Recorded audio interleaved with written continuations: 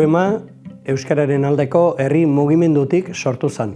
Euskaraz bizitzea erabaki zuten hainbat udalek eta horretarako zituzten zailtasunen aurrean elkartu egin ziren. Garai horrek ilusio handiko ezinela, bai matraka handiko epe bai.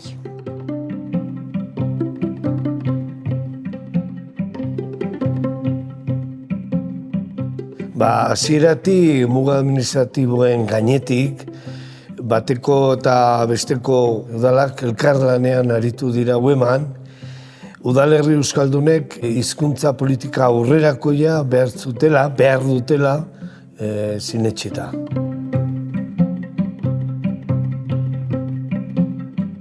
Aizarna Zabalen udalerri euskaldunen eguna antolatu eta 17 udalen artean UEMA sortu zen, 1981an. Harrezkero, euskararen lurgunea zabaltzen eta sendotzen joan da, eta gaur egun 100 udaletara iritsi da UEMA. 32 urte hauetan, udalak euskalduntzeaz gain, udalerriak euskalduntzeko zerbitzuak ere sortu ditu. Azken aldizan, herritarren kontzientziazioai behar bezalako garrantzia emanez. Izan ere, hasieran dena egiteko aurkitu zuten udalek. Eta behar horri erantzun zion UEMAk lehen urteetan. Herritarrentzako inprimakiak, txostenak, udalosoko bilkuren aktak, kartelak, errotuluak, irudiak, udaletako euskararen erabilera planak, eta abar. Gerora ordea, herrietan eragitea ere giltzarria iruditu zitzaion UEMari. Euskararen ezagutzak bere horretan ez duelako erabilera bermatzen, eta ezinbestekoa delako herritarrak ere kontzientziatzea euskarari eusteko. Horrela, euskaraz bizi nahi duten udalerriei erantzuteko lehentasunezko 3 ildo estrategiko lantzen ditu UEMak. Udalen eta udalerrien euskalduntzea, euskal hiztun komunitatearen ahalduntza eta sentsibilizazioa, eta udalerri euskaldunen zaintza eta garapena.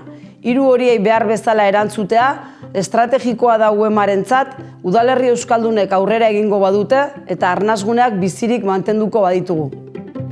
Lanildo horien artean daude, hedatu hezkuntza egitasmoa, HH-tik hasi eta batxilergo artean lantzen dena, kulturartekotasuna eta bizilagun berrien integrazioa lantzeko egitasmoa, kontzientzia lantzeko hainbat saio, tailer, herritar perfil desberdinei begira sortutakoak, udalekuak ere barne, eta gure udalerriak eta herritarrak hobeto ezagutzeko ikerketa jarraikorrak.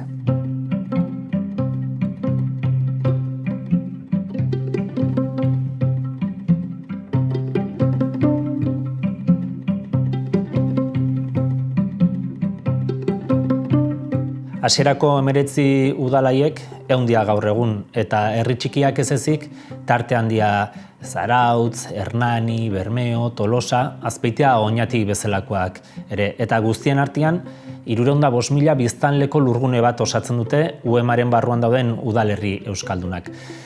Lurgune horrek euskararentzat duen funtzio estrategikoa ikusarazten ere laguntzen du UEMak.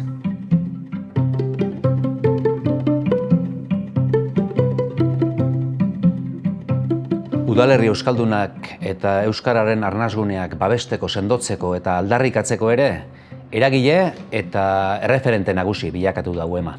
Eskerrik asko orain arte egindako bideagatik, zorionak eta segi lanean.